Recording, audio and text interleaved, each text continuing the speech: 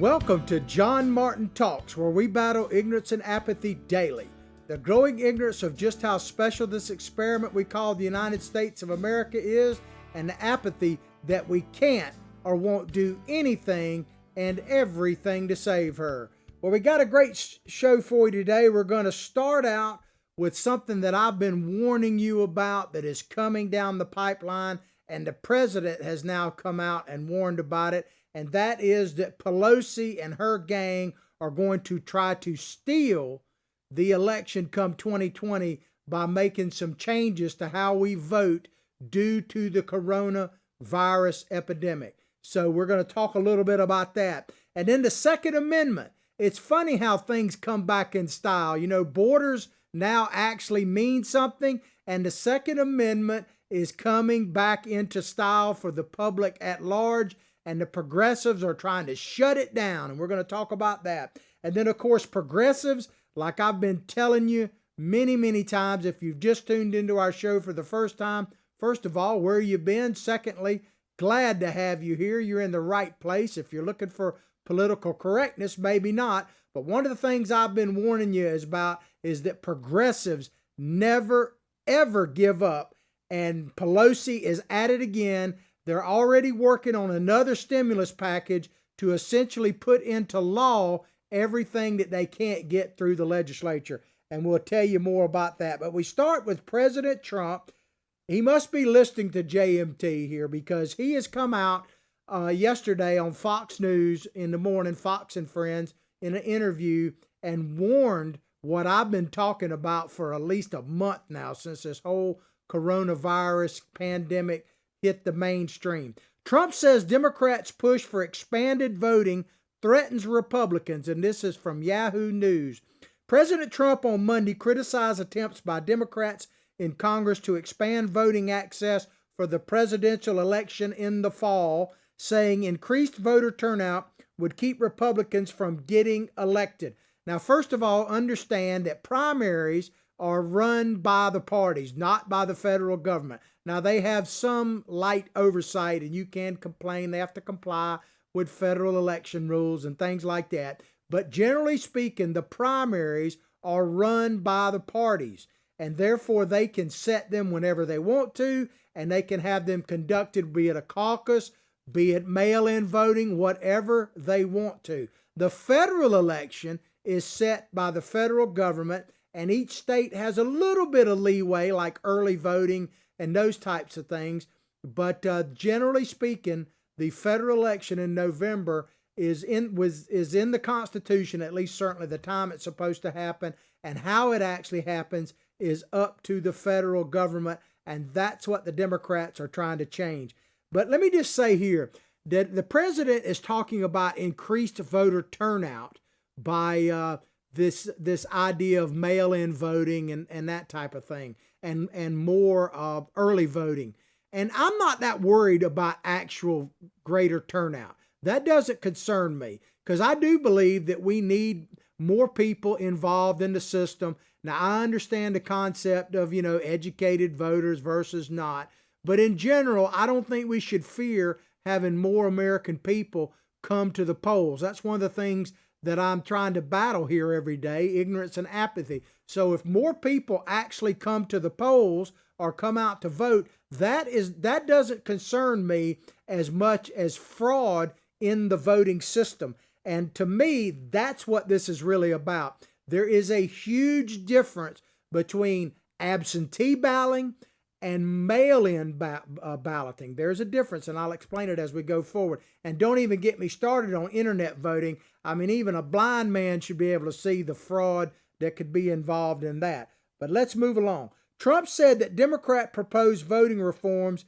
They proposed voting reform to the $2.2 trillion rescue package. They did. Most of them were eliminated. Nancy Pelosi was trying, as you might imagine, to get everything in a bag of chips in that $2 trillion. And she's not going to stop. And we got a story about that a little bit later. But the $2 trillion rescue package passed last week by Congress, which were largely cut from the deal, would have led to levels of voting that, if ever agreed to, this is what the president said, you'd never have a Republican elected in this country again. And I think he's right in the sense that if they go to mail-in voting and let alone, like I say, the electronic voting, that it could be the end of not only Republicans winning, but of our republic. Really, our constitutional republic could be over. But as I say, I'm not really that concerned about greater turnout, because there's been studies shown that it's pretty equal. And in fact, in the battleground states, people who don't vote, the ones that are more likely to actually, if they do come to the polls for the first time, are just as likely to vote for Donald Trump as they are for whoever the Democrat is. So this idea of a greater turnout, now obviously if there are more Republicans turning out than Democrats or vice versa, that's going to have an issue. But if it's just greater turnout in general, I think that President Trump can compete in that environment. So I'm not worried about the turnout per se. Democrats have pushed a mandate that states make plans to expand early voting. Basically, early voting, every state's a little bit different, but that horse is out the gate, out the barn. There's nothing you can do about that. And I'll give you my opinion, my big concern about early voting, and it really doesn't have to do with the voting itself. Well, let me go ahead and tell you right now before I forget it. Early voting, my biggest concern with early voting, and yes, Democrats tend to vote more in early voting, but Republicans perform better in absentee balloting and day of voting. So that kind of is a wash. The problem with early voting is not who's voting, it's the cost of the election. I can tell you, as someone who's both run for office and has run major campaigns, that early voting makes elections extremely more expensive. And that is because you don't have the calendar is expanded for when you contact the voters. Traditionally, it used to be when you had day of voting and absentee ballot voting only, you would target people who come out who have an absentee ballot. You'd have an absentee ballot chase, so to speak. So you would spend some money on that, phone calling, volunteer, door knocking, all that kind of thing. And then you would spend the bulk of your money targeting the voters that are most likely to turn out on election day. When you have, so you still have those two at cost, but when you have people voting over a 2-week period, it just adds excrementally, or extra, maybe that's not the right word, it adds BS to it, that's for sure. It adds more to the cost because you don't know how to target those people. And it just, trust me on this, it makes elections way more expensive. And obviously it makes the cost of the election more expensive because you got to have the poll workers and the polling sites and everything else like that. So early voting, and I'm not arguing against it now, it's too late, but keep in mind, it absolutely makes elections, both from the government side and the candidate side, cost a whole lot more. Let's see here. Mail-in balloting for the fall election. Now they're trying to do this, and let me go ahead and make the difference between absentee and mail-in balloting that the Democrats are proposing. Absenteeism, I think most people are pretty familiar with that. Some states have varying laws. Some you have to have an excuse to get an absentee ballot. And and that's not like they investigate your excuse, but you're going to be out of town, something like that. And some you can just get it by requesting it. But therein is the key. You must request an absentee ballot, and then they can check and they mail it to you. So you're essentially taking responsibility for that ballot and saying that you are going to cast that ballot. Mail-in voting is totally different. What they do then is they simply mail out a ballot to everyone that's registered. And we know that basically only half the people registered vote, depending on each election, and varies state by state. But essentially, for the sake of conversation, only about half the people eligible to vote. So what you're doing is sending ballots to people who really don't have any interest in voting, because they would, if they had interest, they'd already be voting. And you say, well, what's wrong with that? Well, if they have very little interest in voting, then they probably don't really have a whole lot of interest in the security of their ballot. And so the way that Pelosi and her gang are proposing is they mail out a ballot to every registered voter with a self-addressed or stamped return envelope. So you don't have to pay for it. Can you see what would happen to that? Can't you see that people would go around selling their ballots and those types of things? I mean, Bloomberg tried to buy the presidency with $600 million. Couldn't you see that that actually could be a problem in the general election? People buying ballots. I can tell you for a fact, I have seen that happen. There's a lady in this community that I live in Alachua County, Gainesville, Florida. We're in the center of the state. We're that little lake of red little lake of blue in a sea of red in north central Florida. But I know for a fact there is one person, and I think there are multiple, that go around to people in public housing and literally harvest their ballots, their absentee ballots, and already. So I know that goes on, and I guarantee you it going on in your neighborhood. Can you imagine that times 10 if it's a simple mail-in ballot? I'm telling you, we cannot allow that to happen. If that happens, it not only probably will be the end of the Trump administration, and some of you may love that, but those of you who may love that, take this heed. It will also be the end of our constitutional republic as we know it. And like I say, don't even get me started on electronic balloting, because imagine that. Russia. If they talk about manipulating, believe me, the manipulation would be automatic in electronic voting. And I don't say anybody could actually argue that. Trump specifically criticized House Speaker Nancy Pelosi, who put forward a plan for $4 billion to aid states to help them prepare for a likely scenario, a presidential election in the fall amid an ongoing pandemic. Well, Pelosi is gearing up again for many things, and we're going to talk specifically about that in just a moment. But let me just give you one of my axioms here. Like I say, if you're new to the show, you may not have heard this, but if I say it, it bears repeating. Progressives never, hear this, progressives never, ever give up. They never give up. They just keep coming at you in different ways. They can't be reasoned with. They can't be dealt with. They can't be negotiated with. They can only be defeated at the ballot box. And they know that, which is why they're trying to steal the election. President Trump said the Democrats come to us with Pelosi and her super radical left group. They want all sorts of things. We want to change the voting laws, is what she's saying. And keep in mind that the Democrats want to destroy the Electoral College. They want to tear asunder the Constitution in general.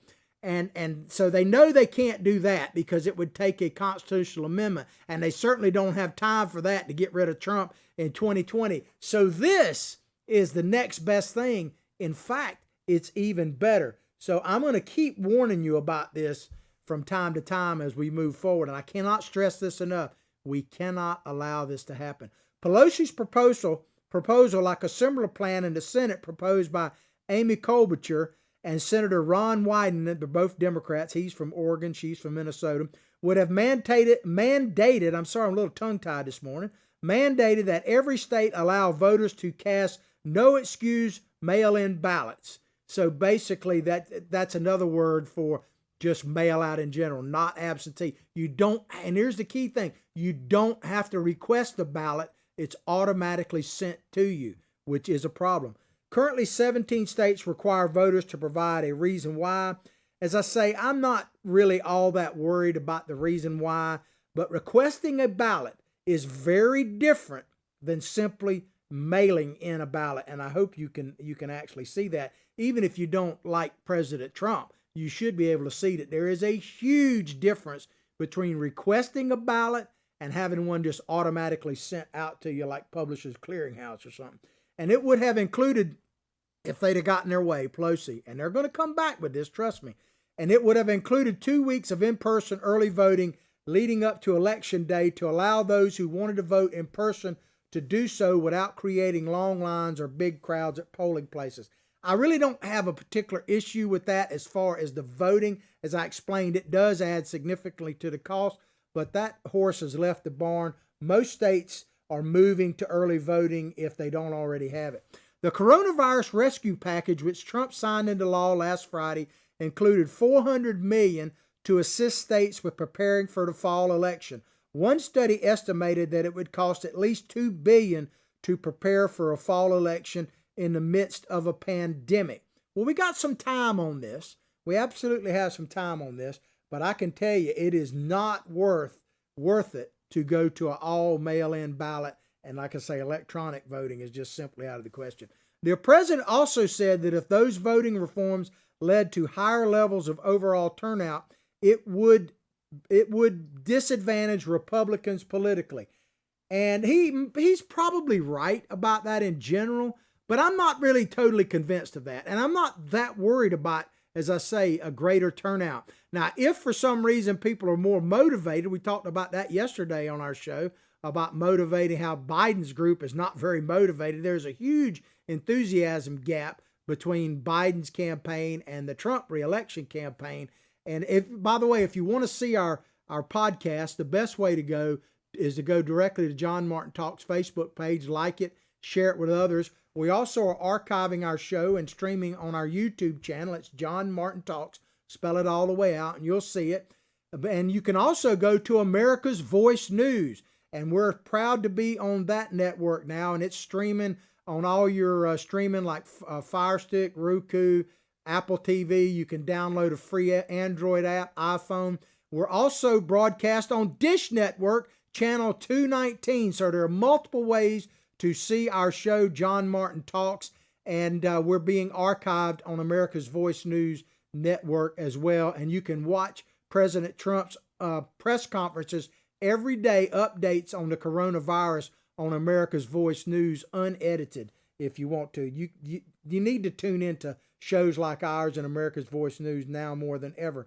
But here's the deal as far as like, and this is why you need to watch John Martin Talks. You need to share shows like ours and America's Voice News Network far and wide, because right now, because of this shelter at home deal, people are paying attention and watching programs, including the president, more than ever. Our numbers keep going up, and I'd like to think that some of it is because we're doing better and better all the time, but some of it's because people are shut at home, and hopefully you like what you see.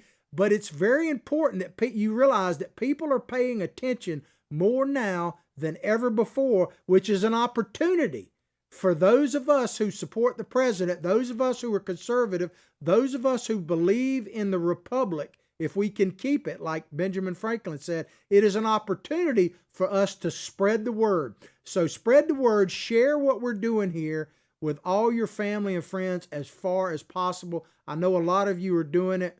I appreciate it. We don't take it for granted.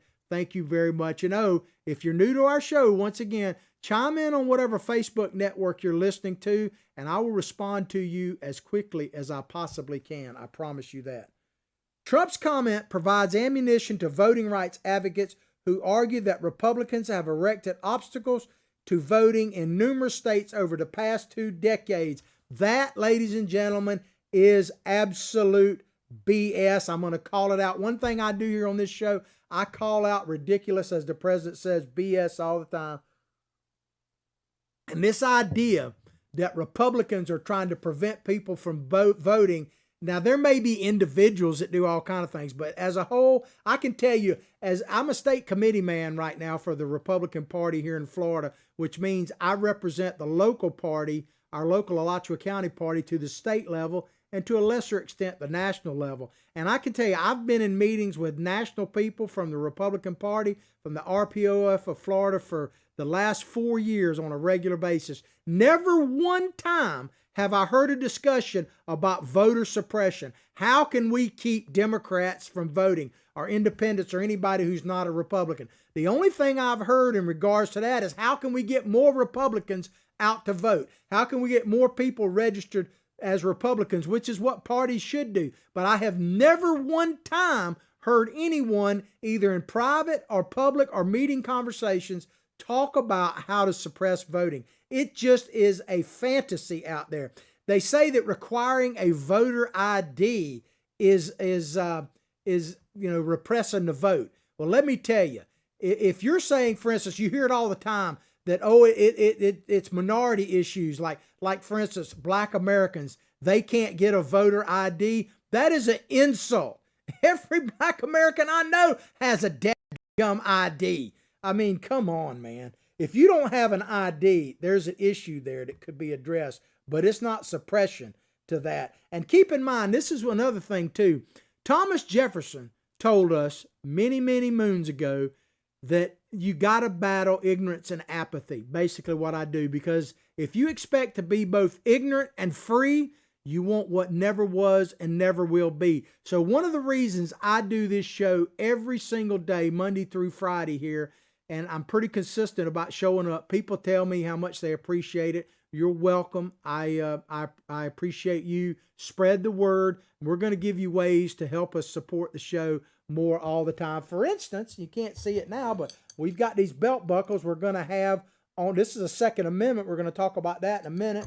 We've got, of course, various versions of the Trump train. It's hard to see with the glare, but we're going to have these on our website, and you can purchase them among other things, and we'll reveal that more as time goes on. But you can't be both ignorant and free because you want what never was and never will be. Thomas Jefferson is more right than ever. So help me to battle ignorance and apathy daily. Bottom line, we cannot allow the progressives to push for mail-in, let alone internet voting. We got to stop that at all costs. All right, so we're going to move on to a Second Amendment issue. Let me check the time. We're doing pretty good here. And this comes to you from Politico. And this is about the governor of New Jersey changing course because he shut down gun shops and now he's reopening them, but not out of the goodness of his heart or patriotic duty. Not in the least. We'll explain. Murphy, New Jersey gun stores will be allowed to reopen. That's the Governor Murphy. Politico article. New Jersey Governor Phil Murphy said Monday that gun shops are now considered essential business and can remain open during the coronavirus pandemic. Well, isn't that nice of him? The governor's decision announced during the daily briefing is a reversal from his earlier position on gun retailers. So he shut them down. The president and his administration issued an order basically saying that gun shops are essential. And they are, man. He declared them essential businesses. Think about this. What would happen if Joe Biden were the president? Where would your Second Amendment rights be? Do you think he would say that gun ownership and gun businesses is essential? Well, I think we actually have some video evidence of what a Biden presidency might look like. First, we're going to start with somebody you hadn't heard from in a while. I call him Paco, but it's Beto O'Rourke, a guy that is so ashamed of what he did, he changed his name. He's supposed to be Robert Francis O'Rourke. I want to play for you a video, a little montage video of Beto O'Rourke on gun issues. Listen to it carefully, and we'll come back and explain to how this could impact your future. Check it out.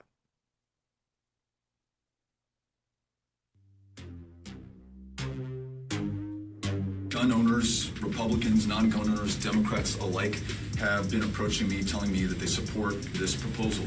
I would expect Americans to comply with the law. Explain how your change of heart. You're to be a bit harsh here, what you just said about sort of the weakness of Washington. You used to be one of those members of Congress who used to advocate this very careful wording on guns. Where did you go wrong? I reject that. No? I reject that, Chuck. Okay. If you had, for instance, a mandatory buyback policy, how would law enforcement be protected from people who are essentially admitting that the way that they would protect their ability to own these weapons is to use them? You know, my faith, my confidence is in the people of this country. All of them seem like they would follow the law. We are a nation of laws. It's part of what defines us and distinguishes us from the rest of the world. So I believe that America will comply with the law, and I believe that there will be a due process in devising the law in the first place, where we listen to stakeholders, all concerned and affected, but do not allow the delays that we've seen that have lasted decades to stop us from finally acting on this. So I don't want to give in to the hype or some of the scare tactics that have been employed. Most Americans are going to comply with the law. So, Congressman, you're talking about a willing give back of a gun, an American saying, yes, you can have my AR-15, but what you said is, hell yes, we're going to take your AR-15. What would you do with the people who don't voluntarily surrender their semi-automatic rifles?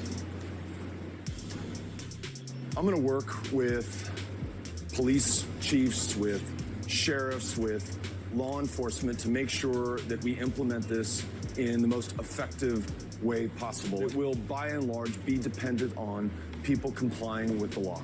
Okay, so just to underline it, it will be voluntary. It won't be hell yes, we'll come get your guns.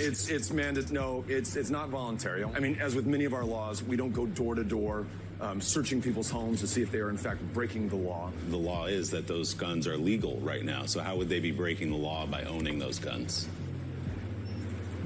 Well, because by working with Congress and listening to the American people, who I believe form a majority on this issue, buying back AR-15s and AK-47s. That's good enough. My first comment on that is, bah, bah. He thinks you gun owners out there are sheep.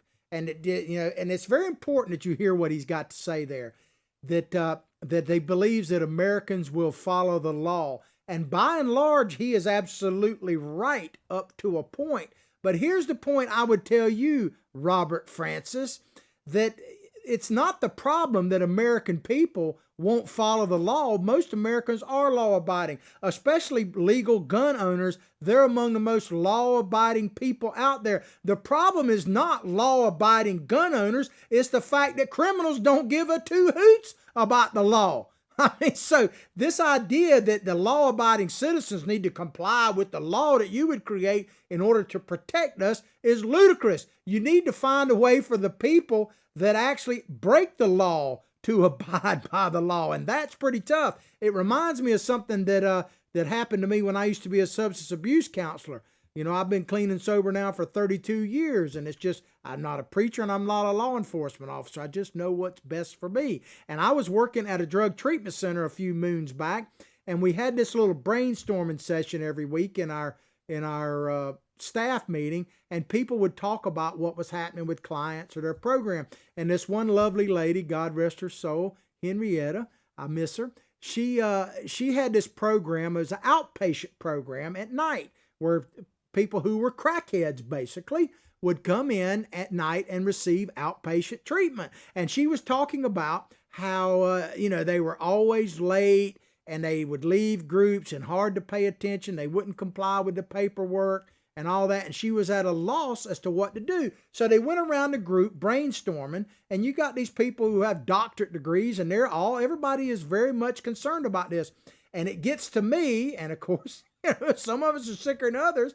And because my degree at that time was from the School of Hard Knocks. And I said, well, what we really need is more reliable crackheads.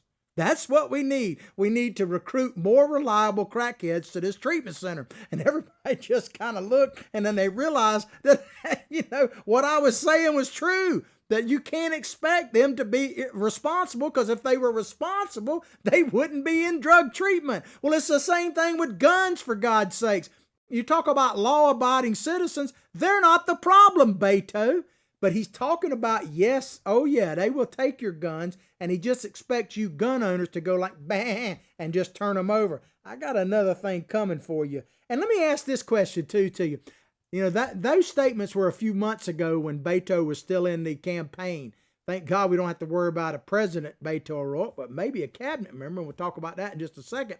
But, what's the shelf life on some of those comments right now? There's a lot of things, boy, that the Democrats campaigned on in 2020, back in 2019, that you're not going to hear a whole lot about right now, because they absolutely seem completely ludicrous, like borders and no borders and a welfare state, letting everybody come in and get free health care. Looks a bit sketchy now. But here's why this really, really matters. Because I've been telling you about progressives. Here's the thing about progressives. Not only do they have to just be defeated, but you got to take them at their word. If you're wondering what progressives are going to do, just open your mind up, your ears up, and listen to what they're telling you, and take them at their word. Because what would happen if Joe Biden were president? Keep in mind what Beto O'Rourke just said, and check out what Mr. Biden said about how he would treat guns. Check it out.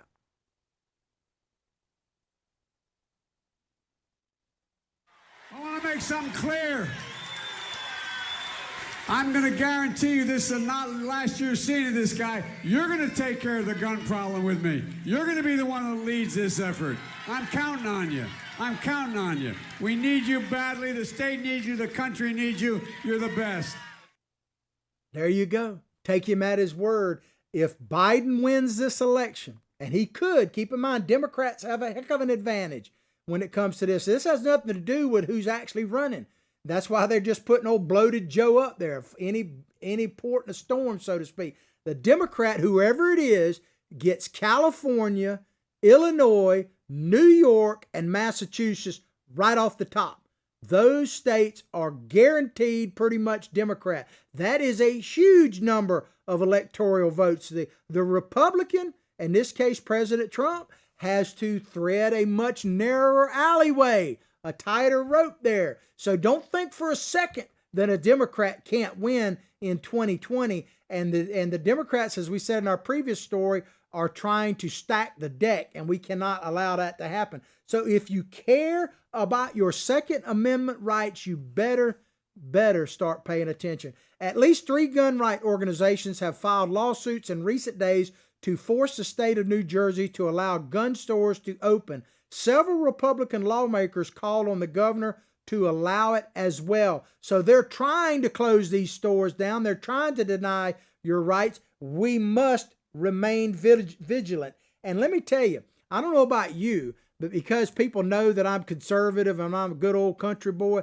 people are calling me. They think, for instance, that I must have a inside to guns or something, like I'm a guns dealer, which I'm not. And they calling me about this stuff. And some of them are extremely liberal progressives. But guess what?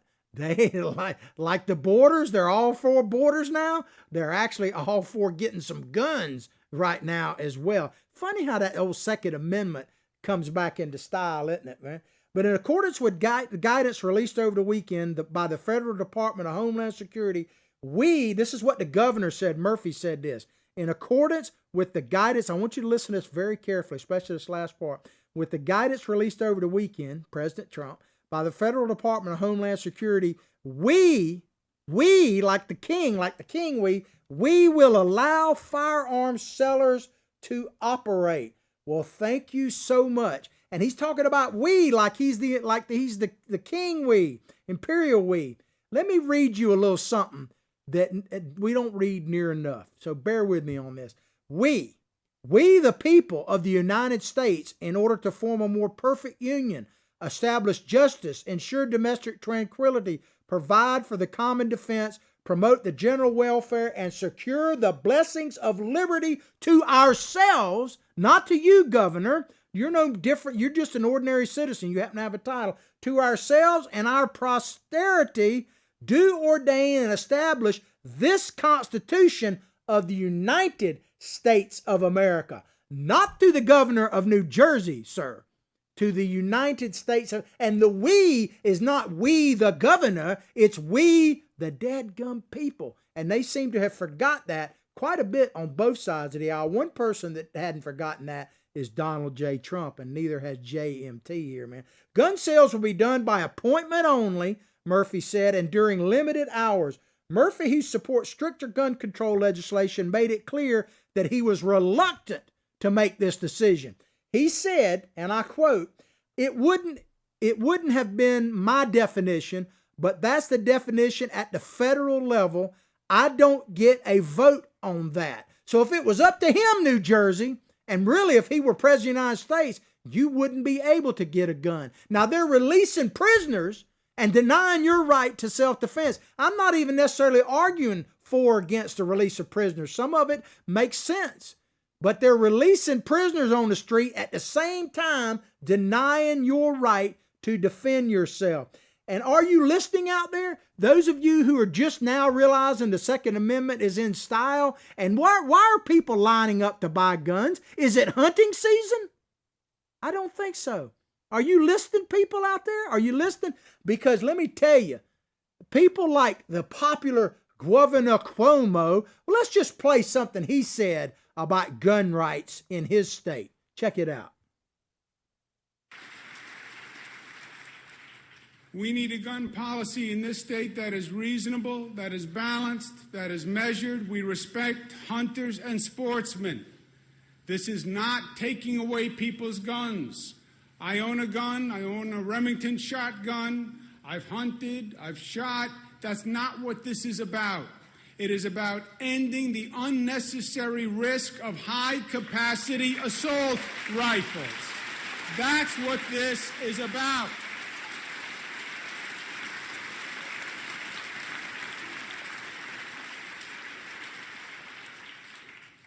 We have a 7-point agenda. Number one, enact the That's good toughest enough. assault. Notice how he has to read from the teleprompter about that. He doesn't care about gun. And he also had another speech where he said, it doesn't take 7 shots to kill a deer. Well, let me tell you, Andrew, the Second Amendment has never, ever been about hunting.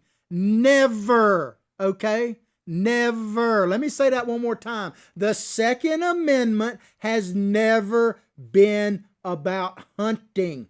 It is about personal self-defense from individuals who threaten it and from governments who threaten it. Go back and read it, and it's not to be abridged. And they gave, as far as, and I'm not the greatest gun enthusiast in the world. I am, however, a constitutional enthusiast, and I believe in the Bill of Rights. I'd like to ask the Democrats which ones they believe in. I bet some of them out there are arming themselves or having armed people around them. The Second Amendment is about defense of your life, liberty, and the pursuit of happiness from those who would try to take it away, both foreign and domestic. Period. It's not about that other stuff. And it just gets me because our forefathers paid for these rights in blood, baby, in blood. And that's why I say all the time that we need to man the political ramparts more now than ever. Because if we don't man the political ramparts, we're surely going to have to man the real ones once again. And what a shame that would be, considering the price that has been paid and the price that is currently being paid to maintain those rights. So the least we better do is stand up, be counted, don't be afraid. I'm not saying don't social distance and all that. I'm saying follow all that stuff. But at the end of the day, if we lose our republic, our lives don't matter anymore.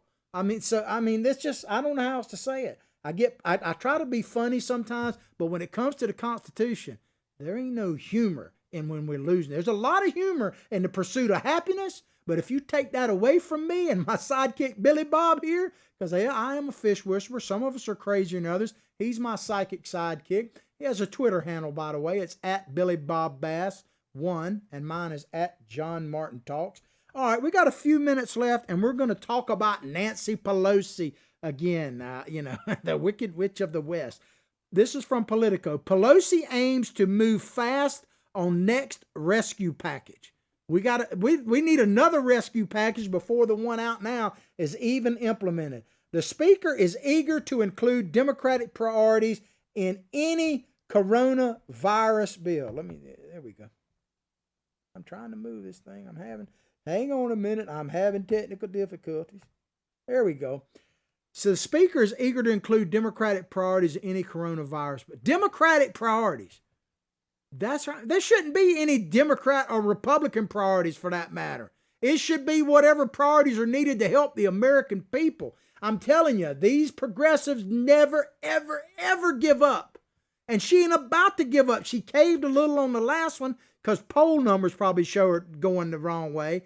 But they're never going to give up. They keep coming back. They can't be reasoned with, they being progressives. They can only be defeated. Keep that in mind. House Democrats are moving rapidly on an ambitious plans for a fourth coronavirus relief package, with Speaker Nancy Pelosi eager to put her imprint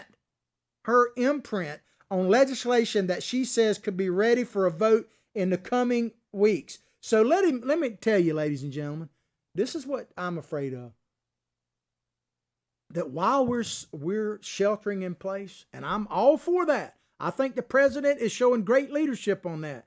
But while we're sheltering in place, and these are my words, the progressives, are trying to rip up the Constitution. They see this as a time to either rip it up or, even worse, ignore it. And you remember when Nancy Pelosi tore up the president's speech? Well, put the Constitution in that. And that is the same thing that she is doing. If you don't believe me, just listen to what she says. Our first bills, this is her words, were about addressing the emergency. Yeah, she tried to put abortion funding in there for addressing the emergency. The third bill was about mitigation. And she also tried to put the Green New Deal in that. Think about it right now, those of you who are liberals in New York and suffering. I don't wish this on you. I hope you get healthy, wealthy, and I hope you get wise. But remember this, if we had the Green New Deal right now, you wouldn't have that hospital ship up there. You wouldn't have truck drivers bringing you goods and services and keeping you fed and supplies. It's not the Green New Deal that is saving your behind. It's truck drivers, it's doctors, it's nurses that show up every single day. It's common everyday people like the U.S. military and the Navy on that ship that is powered by a combustion engine. I'm not opposed to having alternative sources of energy, but the reality is they have not invented a truck that could haul tons of goods and services to you. So when you see a truck driver, you see someone who's working on the railroad, thank them, because they're the ones saving your butt, not the liberal progressives like her. That's not it. It just gets me. I'm sorry. I think our country, back to Nancy Pelosi, is united in not only wanting to address our immediate needs, emergency mitigation, and assault on our lives and livelihoods, but also, and you got to understand what she's saying here. Listen to this last word. But also how we recover in a very positive way. She's not talking about the hope like the president is talking about. She is talking about bringing in the Green New Deal, bringing changes to all kind of rules and regulations. She's not, and when she says that we recover in a positive way, she's talking about the progressive way. And her and Chucky Schumer are working together on this, man. We need to understand that.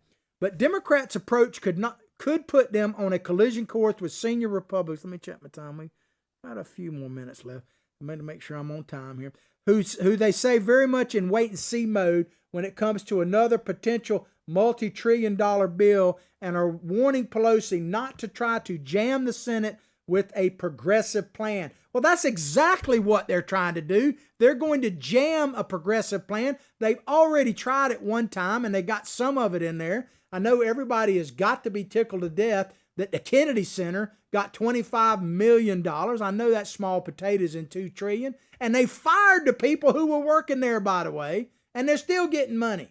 You know, that's not, I'm sure, unless they turn the Kennedy Center into a hospital, I'm getting all sweaty here, that, and I've had cleaned my hands before I got here. Don't worry about that. I don't need Jake Trapper to tell me how to act. But Senator John Cornyn, Republican of Texas, said they're approaching it, talking about the progressive Democrats, which is all of the leaders, not every Democrat, but all of them in Congress.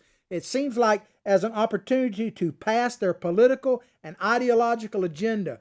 We're approaching it as a how do we protect the public health and our economy. This is what the Republican for Texas is saying. And those are pretty divergent goals. Well, see, I hate, far be it from me to straighten out a senator, but I'm going to try because I think he's in the right place. But he's actually talking about bipartisanship. Well, let me tell you, if you just tuned into our show, let me give you a definition of bipartisanship. It means in every single case, Republicans cave. Show me where we had a disagreement and the Democrats came to the Republican side. It don't happen. Bipartisanship, trust me on this, means Republicans cave. And Nancy Pelosi is determined to get what she wants. Republicans, meanwhile, we'll close the show with this. Republicans, meanwhile, have said it's too early to consider what might be included in a potential Phase 4 package, noting that current relief measures in the process of being implemented. Let's hear from Minority Leader Kevin McCarthy. He said, let's let this work, talking about the current stimulus package, let's let this work inside America, right?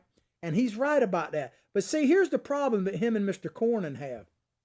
They actually believe that this is about saving America. That these aid packages, these stimulus packages, about saving America, and any future ones would be about saving America. But they're not about saving America when it comes to the progressive.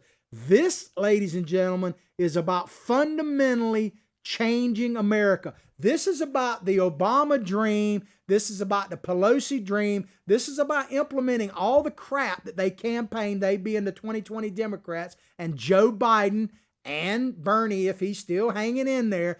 This is about implementing all of that. And the Twitter twats, as I call them, the squad, the Green New Deal. That's what this is about. And so, ladies and gentlemen, let me just close with saying this. People have been telling me, I'm getting more and more comments. I appreciate it. We're getting more and more viewers every time. And I am very grateful for that. And people say that they appreciate it. And I tell you right now, from the bottom of my heart, you're welcome. You're welcome. As long as I have a breath in my lungs, I'm going to keep fighting. Even if I have to get out, social distance on the street, if they take away this microphone, and I don't think that's going to happen anytime soon, at least I hope not. I don't take it for granted. But if I have to get out on the streets and battle this ignorance and apathy for the greater good of our republic, I will. Because I don't want to have to man the real ramparts again. That price has been paid, but it looks like it may have to be paid again. And this old crusty, rusty Captain Whitebread will limp on up to the ramparts if he have to.